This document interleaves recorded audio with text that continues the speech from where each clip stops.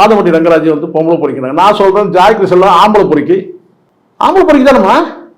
மாதம்பட்டி ரங்கராஜ் என்ன கல்யாணம் பண்ணவர், மனைவி இருக்கு, 2 பிள்ளைங்க இருக்கு. ஜாய் கிருஷ்ணா வந்து அவர் வந்து இவங்க சொல்ற மாதிரி வந்து உறவு வச்சுக்கிட்டாருன்னு வச்சுக்கோங்க. மாதம்பட்டி ரங்கராஜ் பொம்பளை பொறிக்கி அப்படிதான் சொல்றான் சில பேர். இப்போ நான் சொல்றேன் அவங்களுக்கு இன்னொரு வாழ்க்கை இருக்கு, வந்து ஒரு பிள்ளை இருக்கிறது கூட சொல்றாங்க. அதை வந்து பார்த்தா இவர் சொன்னார்ன்றதுக்காக அவர் வந்து டைவர்ஸ் பண்ணதான் சொல்றாங்க இல்லையா. அப்போ நான் சொல்ல கேட்டா அவங்க ஆம்பளை பொறிக்கி, மாதம்பட்டி ரங்கராஜ் பொம்பளை பொறிக்குன்னா ஜாய் கிருஷ்ணன் ஆம்பளை பொறிக்கி.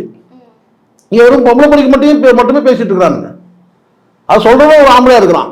அவன் யார் தெரியுமா, அவன் பொம்பளை பொறிக்கி. பொம்பளை சொன்னா கூட பரவாயில்ல, அவன் பொம்பளை பொறிக்குன்னு சொன்னா பரவாயில்ல. ஆம்பளை தான் சொல்றானுங்கண்ணா அவர் பொம்பளை பொறிக்கி. ஏன் பொம்பளை சொல்றது இல்லை? பொம்பளை 10 பேருக்கு போனாலும் பொம்பளை பொறிக்குன்னு சொல்றது கிடையாது. பொம்பளையா பாரபட்சம் சொல்லணும்ல.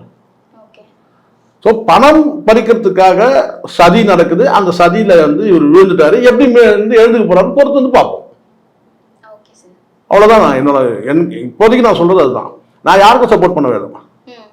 ஆனா இந்த அவர் வந்து நீங்க தரமற்றவர் நீங்க சொன்னீங்கன்னா இவங்க தரமானவங்களான்னு கேட்கறேன் நான். அவ்வளவுதான்.